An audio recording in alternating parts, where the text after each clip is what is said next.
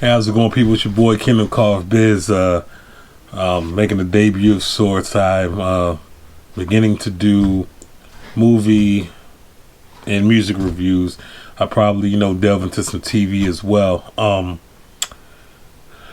But over the last couple of months, especially in Black History Month that just passed, there was a lot of cinema that inspired me to do this. The first one that started was a movie called Malcolm and Marie. That was with John David Washington. He starred as Malcolm, and Zendaya, who starred as Marie.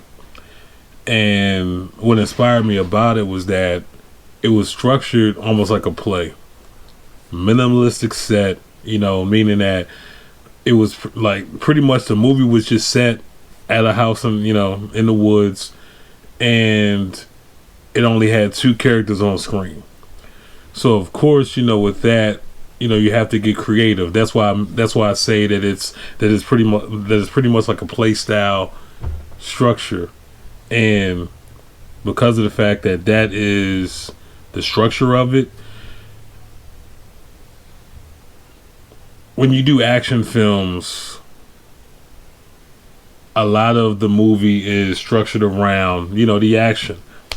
Whether like if it's a shoot 'em up joint, is based on shots, bullets, kills, explosions, stuff like that. If it's comedy, it's heavily based on the jokes.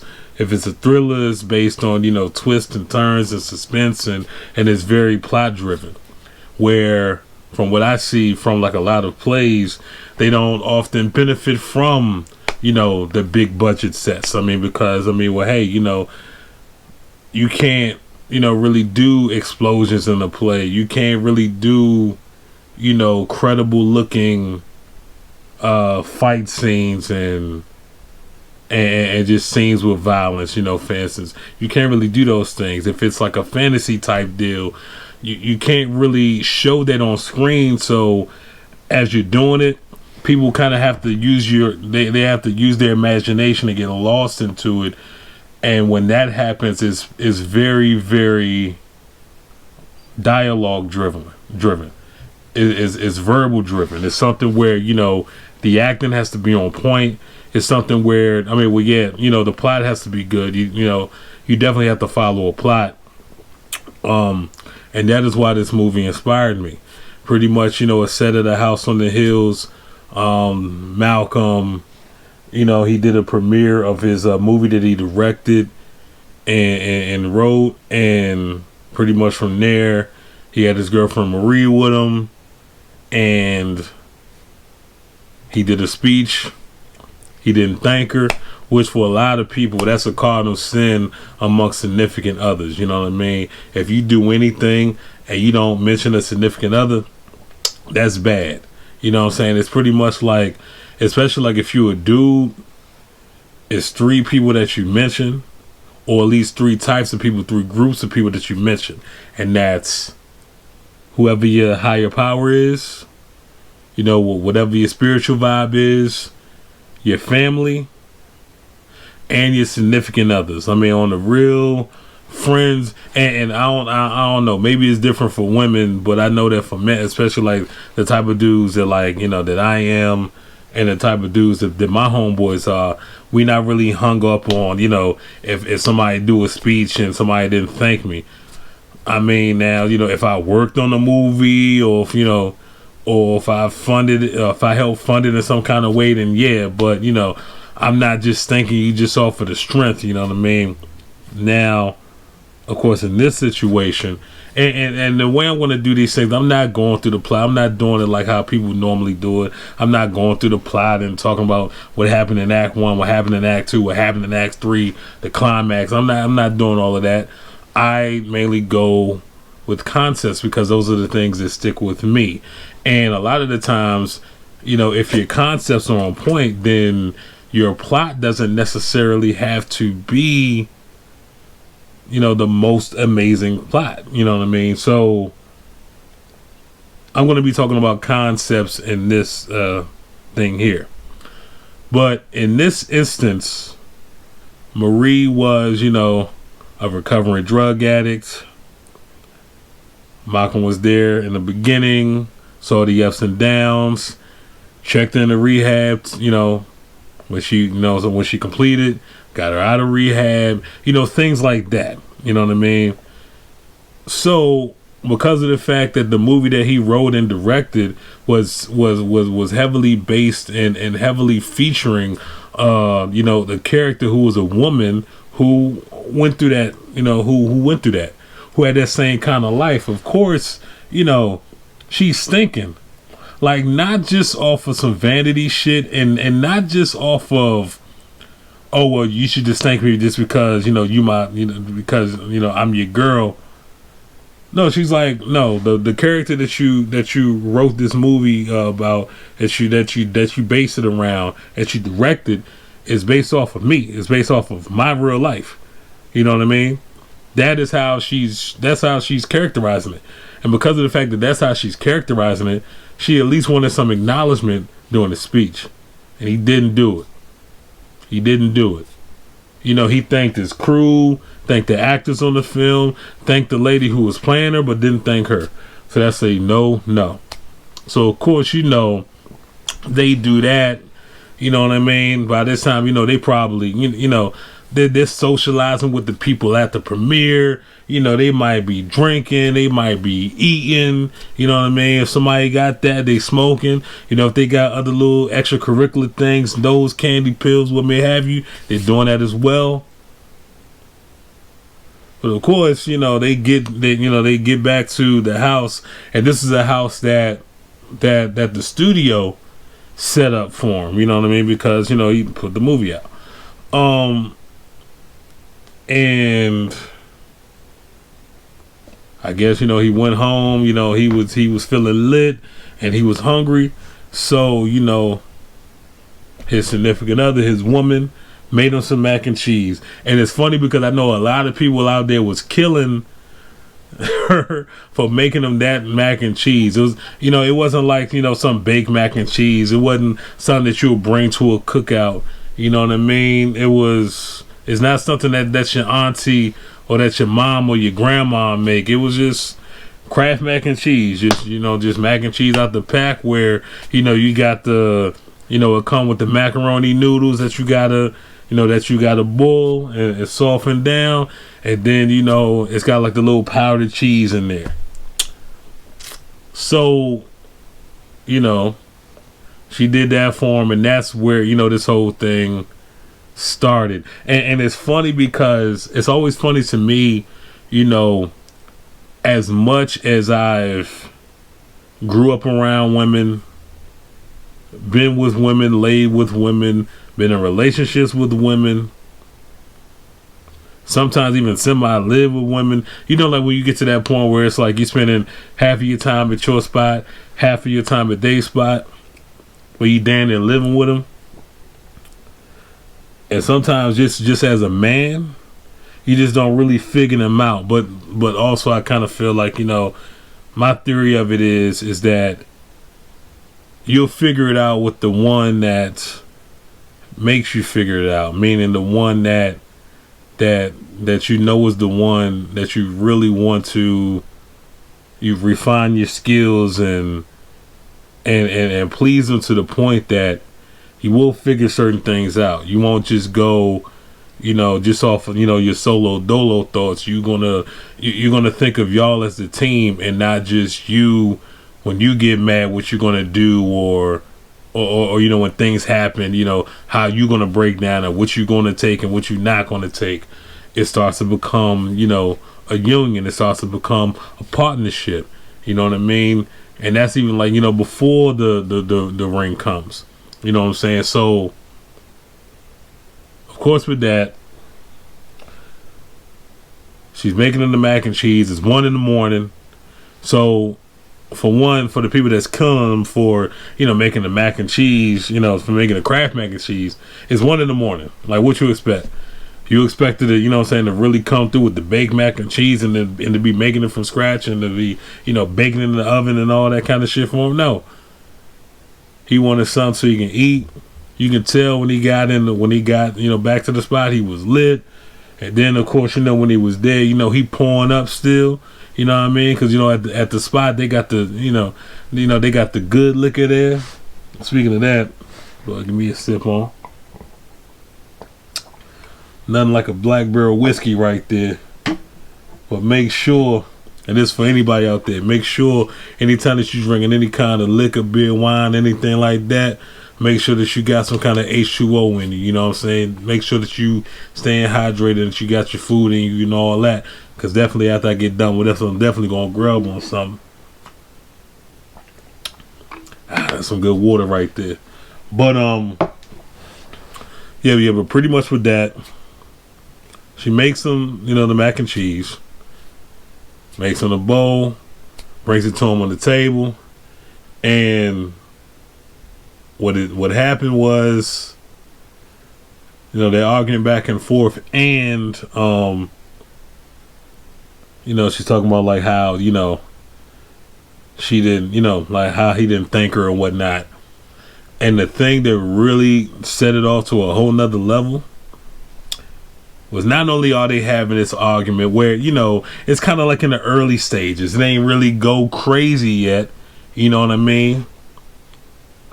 But what ended up happening was that not only did he punished the bowl of it, but I guess, while they were arguing, while she was in the other room, he went and he made himself another bowl of it and then started eating. And this is when you have to kind of like peep and understand how people are thinking at all times, and how sometimes us as dudes, how we fall so much because some of the things that we don't really find unimportant, or some of the things that we find unimportant, and some of the things that we really not thinking about, that we really not tripping over, our significant other definitely can.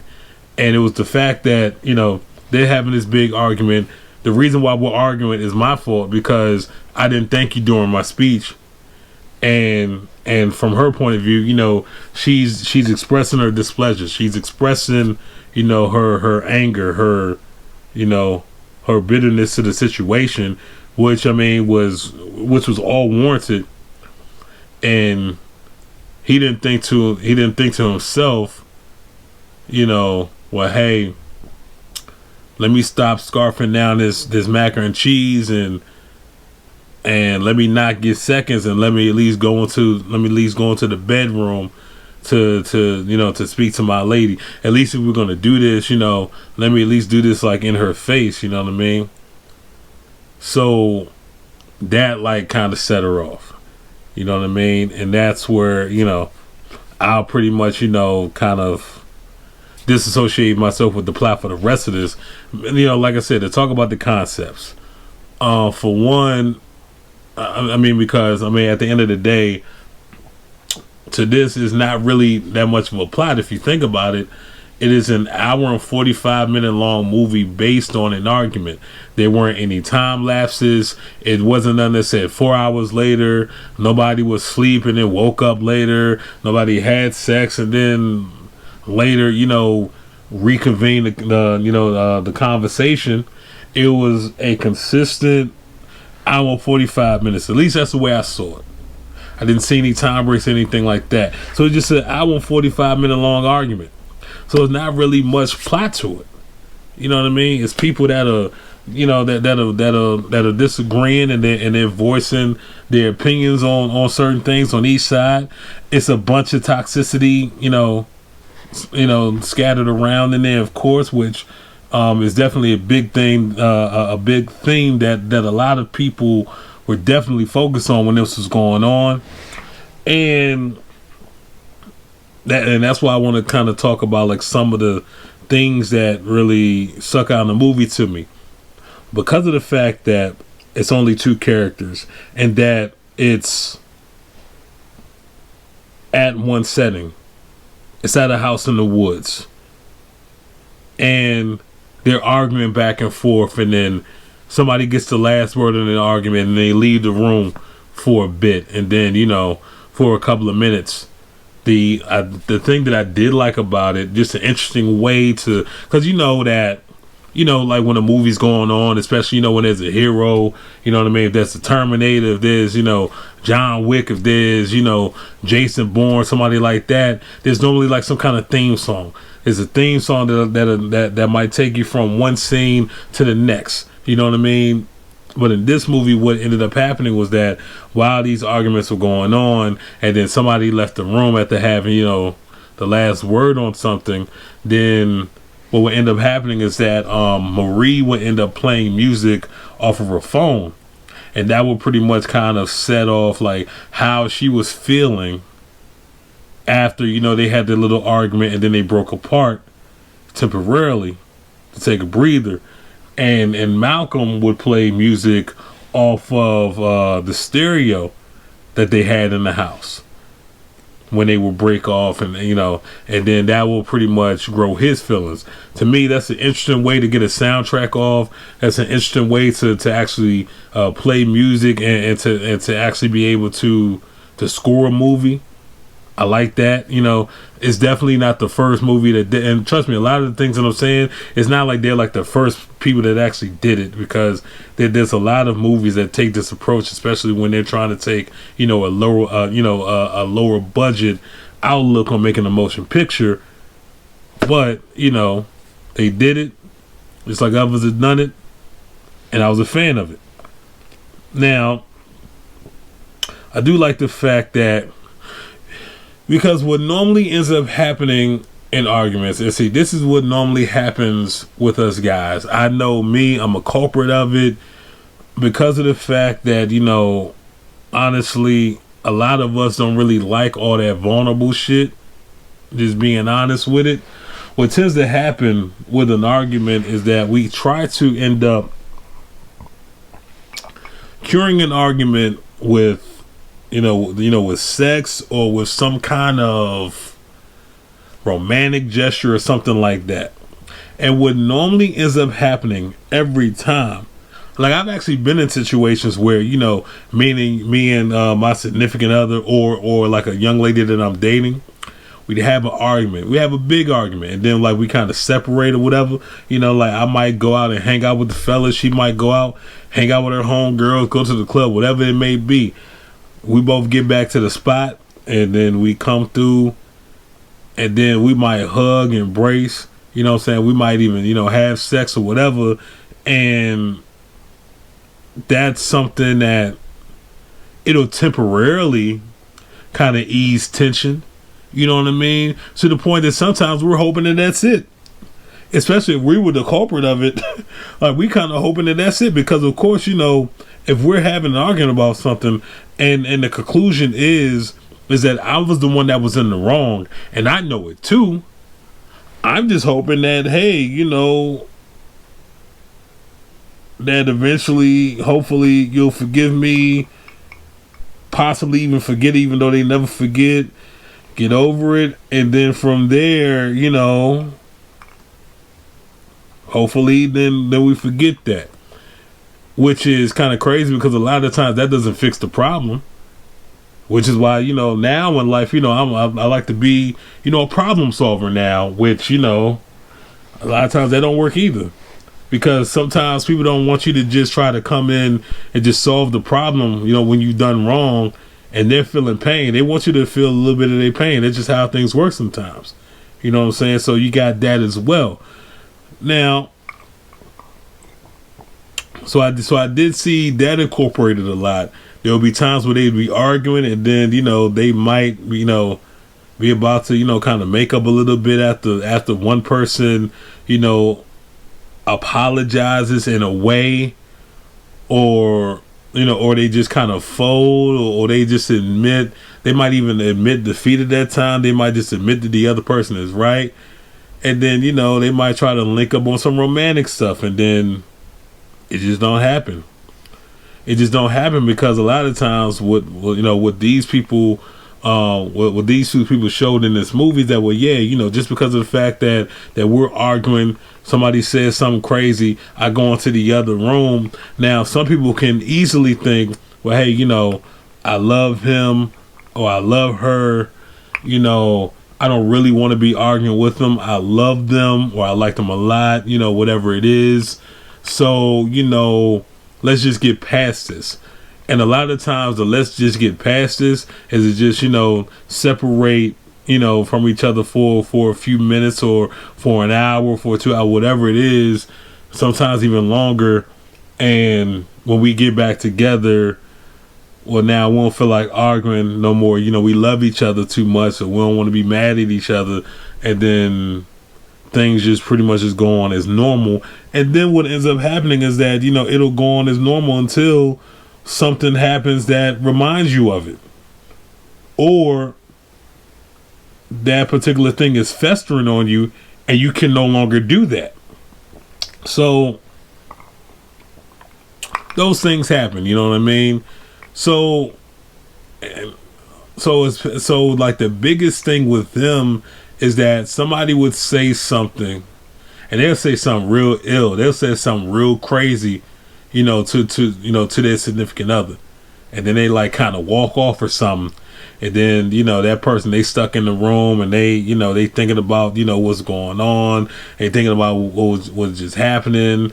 And honestly, at least the way that I took it is that while each of the songs were playing and while they were playing the songs and actually, listening to those songs, then those would actually build up new thoughts, which is why then every time that they reconvened, a new thought would come up. And it wasn't necessarily, because what would end up happening is that, well, yeah, they want to be romantic and whatnot. They love each other. They've been with each other for a while. They've been through some things, but then that song makes you start thinking about stuff. And we all know that when the argument temporarily subsides, that you can either go one or two ways.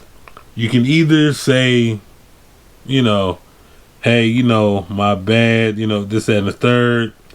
I apologize. What I need to do to make it better or whatever it is you want to say. And then the other way that you can go about it, okay. I mean, I might have been wrong, but they ain't had to say it like that. They ain't had to do me like that. They ain't had to act like that. You know what I mean? Yeah, I did wrong, but you ain't have to be yelling and screaming and calling me out my name and cussing me out and this, that, and the third and motherfucking me and this, that, and all this kind of stuff. You didn't have to do that.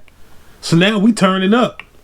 And what normally happens when people feel pain about something, they try to put you into their boat so that you can feel their pain. And that is what constantly happened throughout this movie.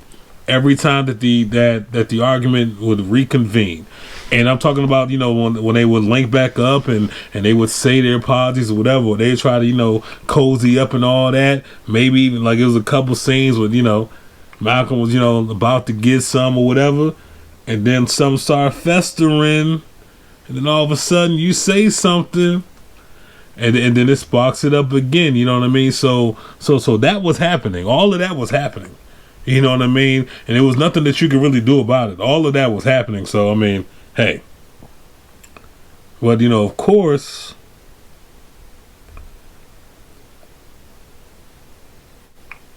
as you know, this whole thing was just a mirror of other relationships, and everybody's been there. Everybody's been there. I even been through anger management one time after, just not handling my anger well. Not,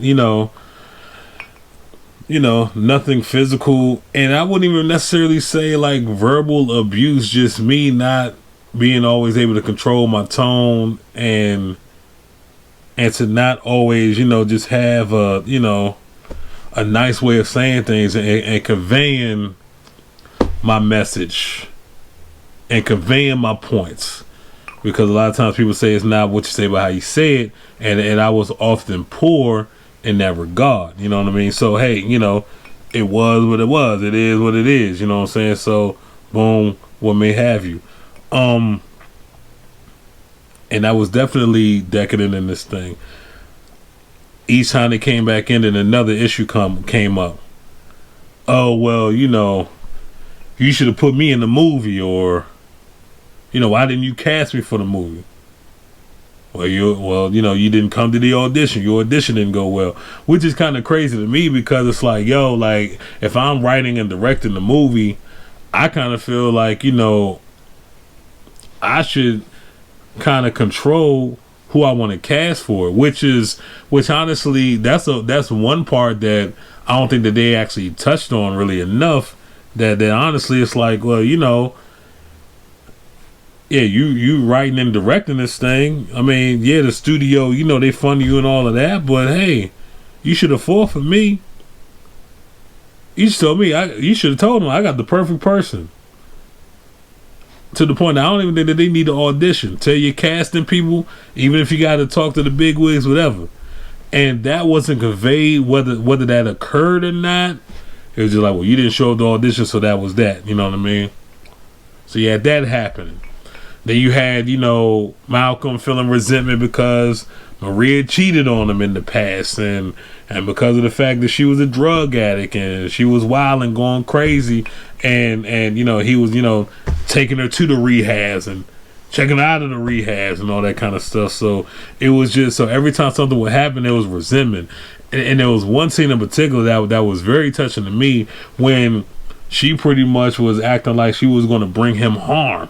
You know what I mean? And this, that, and the third, and then bring harm to herself. Talking about the scene when she grabbed the knife. And that was going on, and he was really threatened, and he really felt like he was in danger. He felt like she was in danger. To the point that she could hurt him, or she could hurt herself. And at the end of it, she was like, you see? This is what I could have brought to your role, and I'd have done it better than the actress that you picked, which was wild, which is crazy because it's like, well, damn. It almost made him think at that time like, oh damn, she got it. Yeah, I should have just put her in it, no questions asked. I shouldn't have had to wait for her to ask me or nothing. I should have been like, well, you are that one. And have to have her tell me that she don't want to do it. And I think that's actually what went on in his head. And like I said, those are the things that to me that are also touching. There's just so many concepts in this movie to me that was touching when it comes to relationships. Period. I don't give a damn about the budget. I don't give a damn about sets. I don't give a damn about about plots or whatever. It's an hour, 45-minute long argument where they had breaks in between when somebody said the last word and kind of stumped the person and went to the other room and took a piss or read something or ate more fucking Kraft macaroni and cheese, whatever it was. That's what was going on, and that is why all of that is pretty much why I love the movie. Even the open-ended ending, where at the end of it, like she was like, he woke, like they finally, after all of that, they went to sleep. You don't really know what, where their relationship is going to end up in the morning, but they went to sleep. He wakes up in the middle, he wakes up, sees that Maria isn't there because they did fall asleep in the bed together. Maria isn't there. He's looking for Marie. He's searching for her. She's outside and outside of the crib, She's kind of like, just staring at the trees and staring to the sky. And then he goes out there, goes next to her, stands with her. We don't hear any dialogue. We don't hear anything in particular. There's not even like any, demonstrative, forgiveness or togetherness. There's not like a heavy like holding hands or locking of fingers or a kiss or a hug or arm around the shoulder. Nothing like that. They were just both looking out there. And it's almost like, they're just wondering what the hell is going to happen when we get out of this crib for the night, for the weekend or whatever, and we go back home. What's going to happen? Are we making up? Are we breaking up? Are we going to get some space? Is it just going to be a rough patch? Open-ended endings to me, especially with situations like that, are cool. I enjoy them. Well, but all in all, and the last thing I'll say about this is that I thought that the acting from each person was great. I must admit, you know, for John David Washington, there's been some movies that have kind of turned helped him turn the corner to me. Especially like when he starred in Black Klansman and things of that nature, where he's definitely getting out of the Denzel Washington son shadow. And Zendaya, same thing. We mainly knew her, as the young teen starlet. She was a child actor and this and the third. I forget which one, Nickelodeon and Disney. I'm 36 years old, so definitely when she, I think she's 24, 25 now. So, I wasn't watching either one really, when she was on there, so I don't remember offhand. But I know even like, watching her in Euphoria, in the series Euphoria on HBO, and watching her in this, it's turning the corner as, her just being, just a teen starlet, the Nickelodeon Disney girl. You know what I mean? So that definitely worked out. For people that might still think that she's a bit of a little girl, you do get to see a little bit of sexiness, a little bit of rawness with her, and not doing it, not like having like to show the body off and being naked and all that kind of stuff necessarily, but it's in a different way. Just by seeing her act as an adult and acting so raw and handling contemporary storylines that an adult will go through, and being in a romantic relationship, with a grown man, it's where both people are adults. So I do hope that things like this elevate them, because of course this is like, like I said, this is like the indie movie where there wasn't a budget and this and the third, where the acting had to be on full display, where the music had to be on full display, and of course, there was a lot of soul, in that music. You know what I mean? It was shot in color, but it did kind of give like a film noir vibe. Only, like I said, from my key word being minimalism. But we all know that when it comes to art, when it comes to motion picture, when it comes to music or what may have you, if minimalism is done right, it's a monumental thing, and I think that that's what happened here. So I think I'll end it on that. I appreciate anybody for for checking me out. Checking me out on YouTube, on my YouTube page, The Kingdom of Cough Biz, where I'll be dropping these. Once I actually have a full out schedule of when I'm going to be doing these, I will definitely let you guys know. But that's that. So that's it as far as this goes. You're watching your boy Kingdom of Cough Biz. Let me go ahead and finish off the. Still a lot left in here though. Let me go ahead and finish this off right here.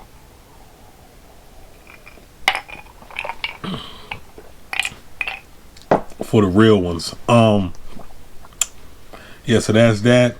But y'all take it easy. Y'all be blessed. Y'all be righteous. Y'all have a wonderful day, evening, morning, and whatever season you're watching this in. Peace.